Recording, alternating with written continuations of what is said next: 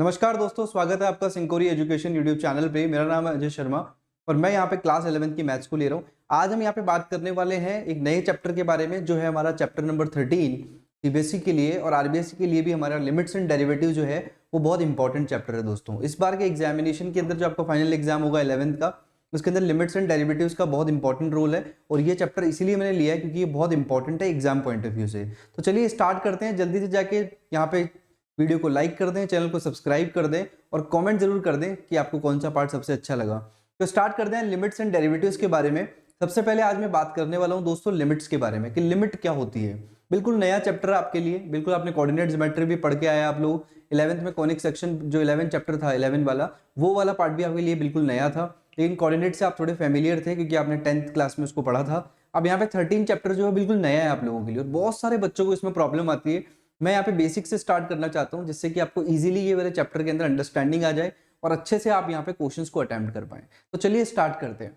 सबसे पहले लिमिट्स के बारे में मैं थोड़ा इंट्रोडक्शन देना चाहता हूँ कि लिमिट्स हैं क्या।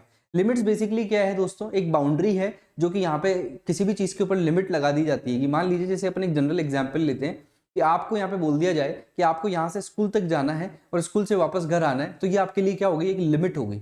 क्या होगी, एक लिमिट हो गई। आप यहाँ से स्कूल जाएंगे और स्कूल से वापस घर आ जाएंगे। आप बीच में कहीं भी नहीं जा सकते, ना ही कहीं आ सकते हैं। आप सीधा घर से स्कूल, स्कूल से घर आ रहे हैं, तो ये क्या हो गया, एक लिमिट आपके लिए लगा दी। जनरल भाषा में हम यूज भी करते हैं, जनरल लैंग्वेज में हम बोलते भी हैं। क्या बोलते हैं कि आपके ऊपर ये लिमिट है, आप ये नहीं कर सकते, आप वो नहीं कर सकते, अपनी लिमिट में रहो। ये जो चीज़ें होती है, ये वही चीज़ें होती है दोस्तों जो जो चीज़ हम रिलेट कर सकते हैं हमारे मैथमेटिक्स से। बिल्कुल बेसिक से हम इसको समझेंगे जिससे कि क्लियर हो जाए हमें।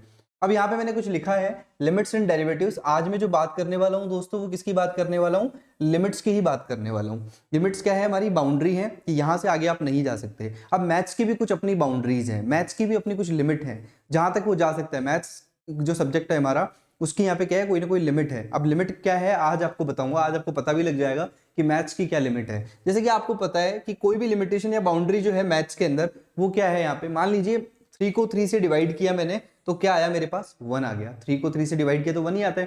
3 1 जा 3, यस और नो। अब यहाँ पे 0/3 आपको पता है क्या होता है, 0/3 क्या होता है, 0 होता है। ये भी हमें पता है, ये भी डिफाइंड है कि 0/3 क्या होता है, हमारा 0 होता है। ये भी हमें पता है। अब हमें ये भी पता है कि 3/0 जो है वो नॉट डिफाइंड है, या मैं कह सकता हूं कि वो क्या है, इनफाइनाइट बोल देते हैं हम इसको।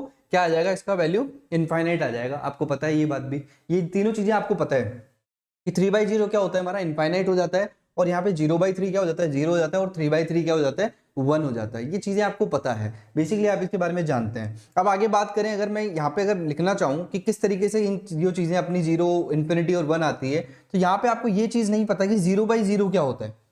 देखो सब चीजें अपने को पता है, सारी चीजें पता है। हमें ये भी पता है कि 3/3 1 होता है, 0/3 यहाँ पे 0 होता है। क्योंकि आप 3 में जैसे 0 को यहाँ पे 0/3 लिखोगे तो 0 ही आएगा, क्योंकि 3 0 क्या होता है, 0 ही तो होता है दोस्तों।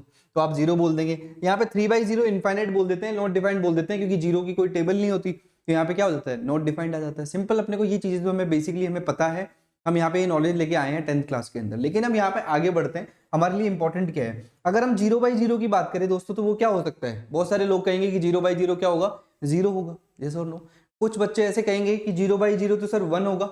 1 होगा क्योंकि 0 की टेबल में अगर आप 1 टाइम्स करेंगे तो 0 1 जा 0 होता है, तो क्या आएगा, 1 आएगा आपका। बहुत सारे बच्चे ऐसे कहेंगे कि 0/0 तो हमें नहीं पता सर, इनफाइनाइट होगा, ना तो 0 की टेबल आती है, ना कुछ पता है कैसे डिवाइड करेंगे, हमें आइडिया नहीं है, तो 0/0 क्या हो जाएगा, इनफाइनाइट हो जाएगा। तो आपके 3 आंसर्स आपको देखने को मिलेंगे। एक ही जगह पे 3 जने ये 3 चीजें बोल सकते हैं। क्या बोल सकते हैं कि 0 हो सकता है, 1 हो सकता है, या फिर इनफाइनाइट हो सकता है।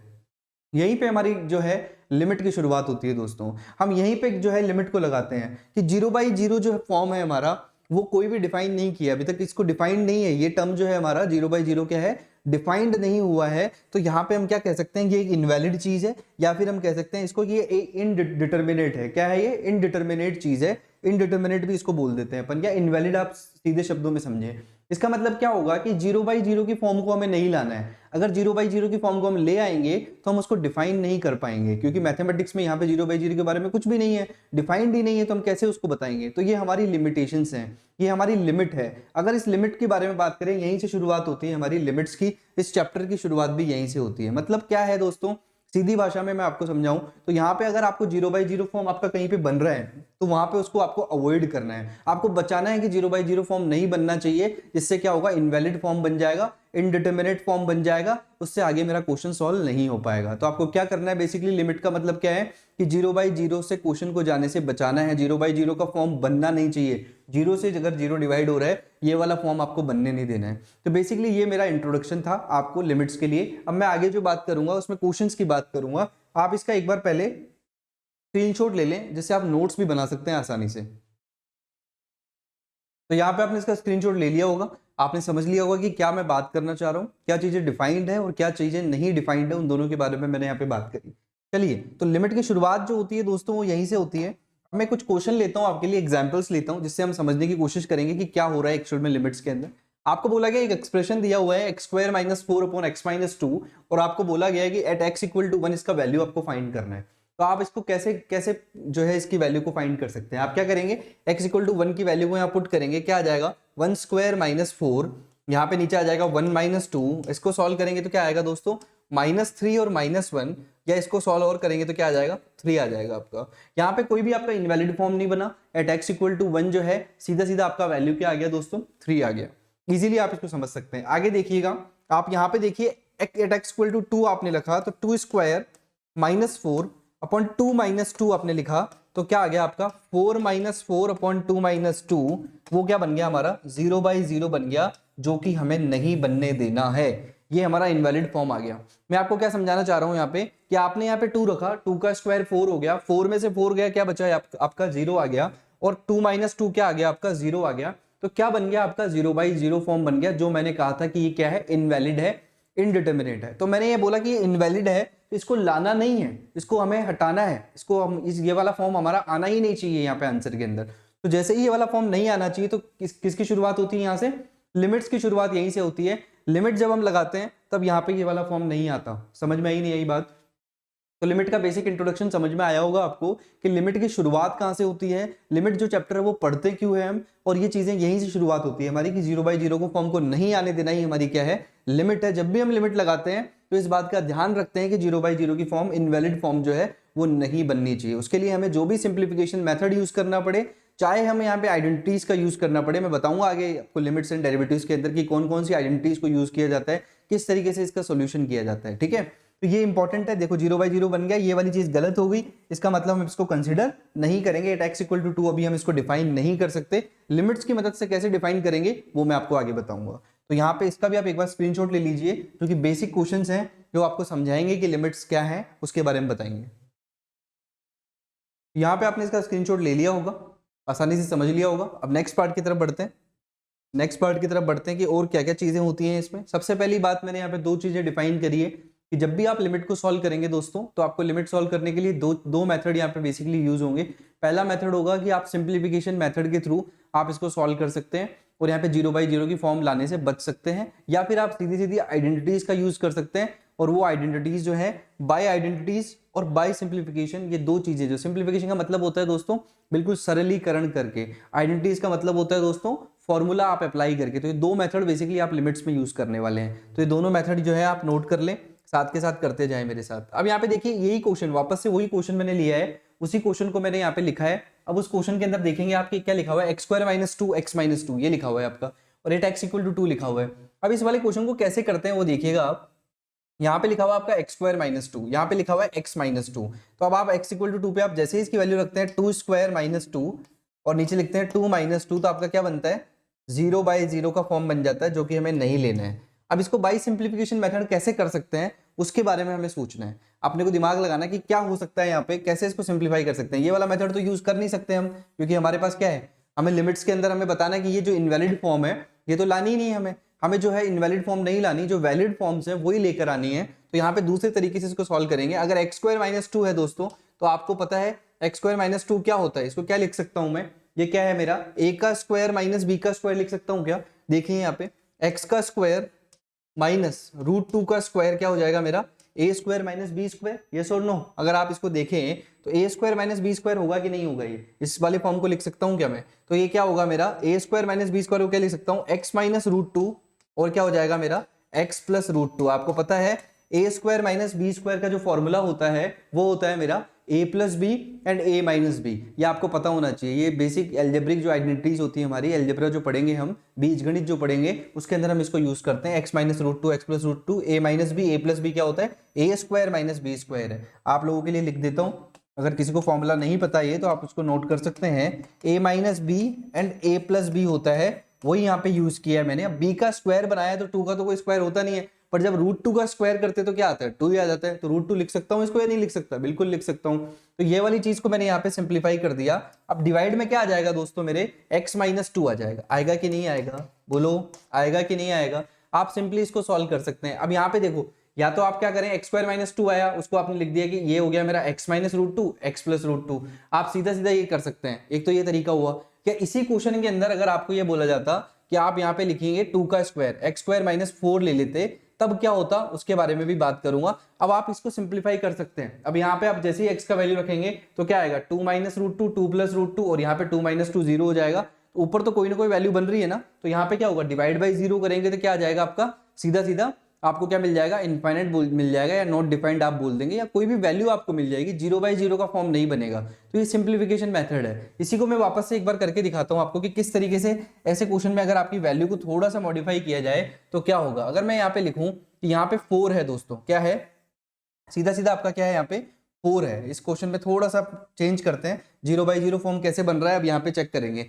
वो थोड़ा सा मिस्टेक हो गया उसके अंदर कि 2 जो है वो आपको वैल्यू ले ली थी मैंने, उसको मैंने यहाँ पे लिखा और उसको मैंने डिफाइन करने लग गया। लेकिन यहाँ पे अगर इंपॉर्टेंटली अगर देखा जाए तो 2 का अगर अब वैल्यू रखेंगे 2 स्क्वायर माइनस 4 और 2 माइनस 2, तो तब आपका वैल्यू क्या आएगा 0 बाई 0 आएगा। तो आप समझ सकते हैं मैं आपको सिंप्लीफिकेशन करना सिखा रहा हूँ, सिंप्लीफाई कैसे करते हैं। जो एरर है उसकी बात अलग है। तो यहाँ पे आप देखें अगर, तो ये जैसे ही 2 का वैल्यू रखा 2 का स्क्वायर माइनस 4, ये आ गया हमारा 4 माइनस 4 0, यहाँ पे आएगा 2 माइनस 2 0, ये हो गया हमारा। अब यहाँ पे एक्स स्क्वायर माइनस 4 को आप सीधा सीधा लिख सकते हैं। एक्स स्क्वायर जो है हमारा उसको लिखा आपने, 2 का स्क्वायर इसको लिख सकता हूं मैं, एक्स स्क्वायर माइनस 4 मतलब एक्स स्क्वायर माइनस 2 का स्क्वायर लिख सकता हूं। ये क्या है मेरा ए स्क्वायर माइनस बी स्क्वायर है, तो इसको मैंने लिख दिया एक्स माइनस 2 और क्या लिख दिया एक्स प्लस 2। ठीक है।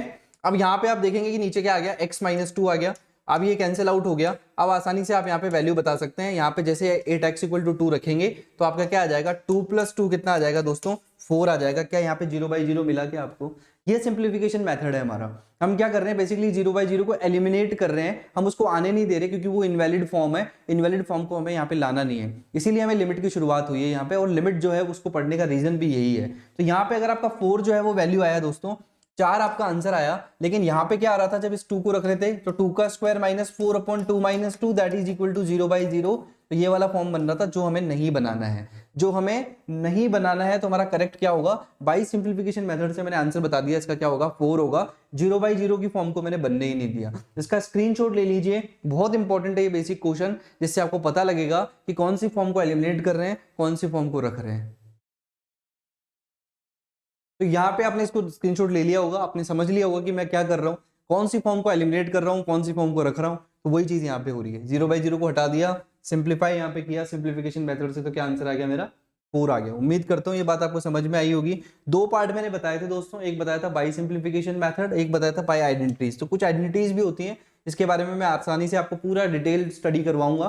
लेकिन अभी के लिए मैंने आपको एक सिंपली यहाँ पे लिख दिया कि कैसे आइडेंटिटीज को यहाँ पे लिखा जाता है और लिमिट को लिखने का तरीका क्या है वो भी मैं यहाँ पे आपको समझाऊंगा। तो यहाँ पे देखिए लिमिट x टेंड्स टू 0 लिखा हुआ है। अब देखो बोलते कैसे हैं इसको, वो देखो लिमिट के अंदर आपको लिमिट नहीं लिखना पड़ता, क्या लिखना पड़ता है केवल LIM शॉर्टकट के अंदर, और नीचे लिखना पड़ता है x टेंड्स टू 0। इसका मतलब क्या है कि x किसकी तरफ जा रहा है, 0 की तरफ जा रहा है। किधर जा रहा है, x टेंड्स टू 0 का मतलब होता है x 0 की तरफ जा रहा है। इसका मतलब ये वाला पार्ट 0 हो गया, ये वाला पार्ट 0 हो गया। तो साइन 0 कितना होता है दोस्तों, साइन 0 कितना होता है, साइन 0 0 होता है, और 0 यहाँ पे। तो 0 बाई 0 का फॉर्म बन रहा है कि नहीं बन रहा है, तो ये बन रहा है। लेकिन इसका वैल्यू कितना आ रहा है, देखो आप 1 आ रहा है। तो ये कैसे आया इसके बारे में बाद में बात करूंगा। ये डायरेक्ट आइडेंटिटीज है। क्या है ये, डायरेक्ट आइडेंटिटीज है। आप नोट डाउन कर ले अपनी कॉपी में।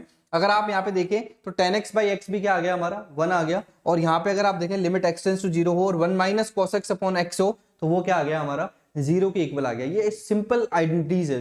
मैंने इसलिए इसको मेंशन किया है यहाँ पे क्योंकि मैंने आपको यहाँ पे बोला था कि 2 मेथड्स यहाँ पे यूज करते हैं। पहला मेथड होता है सिंप्लीफिकेशन। अभी किसी भी एक्सप्रेशन को आप यहाँ पे अलजेब्रा आइडेंटिटीज लगा के या मैं ट्रिग्नोमेट्री आइडेंटिटीज लगा के आप उसको सिंप्लीफाई कर ले तो वो मेथड तो क्या होगा, बाय सिंप्लीफिकेशन मेथड। लेकिन अगर मैं बात करूं अगर आप सिंपली यहाँ पे सीधे आइडेंटिटीज यहाँ पे जो आपकी वैल्यूज निकाली हुई है, जो प्रूव आपको किया हुआ है कि ये चीजें हैं ऑलरेडी आपको गिवन है, आपको पता है, इसके प्रूफ भी मैं आपको बता दूंगा। आप जरूर कमेंट करके बताएं कि इनकी सबके डेरिवेशन अगर आपको चाहिए तो वो भी मैं कंसीडर कर लूंगा। लेकिन यहाँ पे आपको क्या हो रहा है, यहाँ पे बाई आइडेंटिटीज आप यूज करके सीधा सीधे लिमिट के क्वेश्चन के अंदर इसको पुट कर सकते हैं, जहां पे भी आपको साइन एक्स अपॉन एक्स मिल जाए। मतलब क्या हो रहा है बेसिकली, ये भी थीटा है और ये भी थीटा है, क्योंकि एक्स ही तो है, साइन के साथ कौन आता है, थीटा ही तो आता है। तो एक्स यहाँ पे एक्चुअल में थीटा है, तो x टेंस टू 0 हो तो साइन x अपॉन एक्स क्या होता है, 1 होता है। अगर x टेंस टू 0 हो लिमिट में तो tan x अपॉन एक्स क्या होता है, 1 होता है।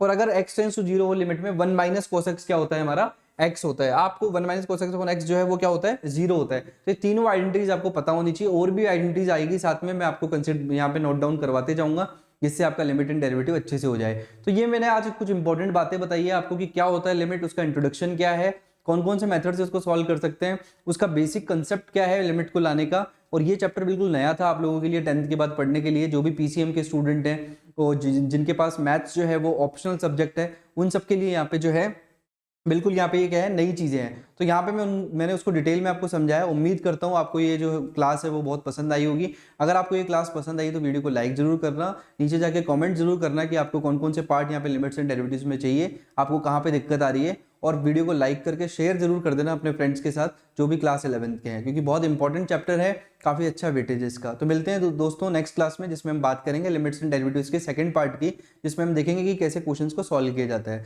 तो थैंक यू सो मच दोस्तों, मिलते हैं नेक्स्ट क्लास में।